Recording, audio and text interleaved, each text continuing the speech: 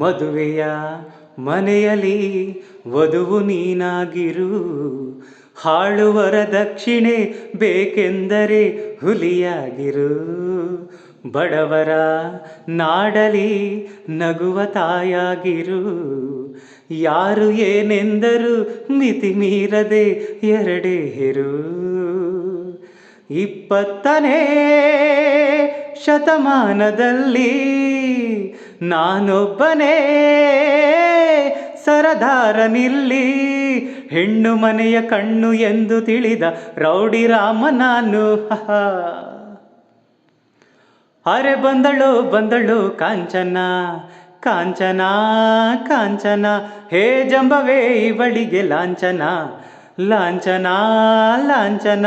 ಹೋ ಅಂದದ ಬೊಂಬೆ ನೀನು, ಕೋಪದಲ್ಲಿ ಮಿಂಚುವ ರಾಣಿ ಜೇನು. ಈ ಅಂದದ ಮೇಲೆ ನಾನು ರಾಗದಲ್ಲಿ ಹಾಡುವೆ ಕೇಳು ನೀನು. ಹೋ ಕಾಂಚನ, ನಿನ್ನ ಮೇಲೆ ಒಂದು ಕವನ.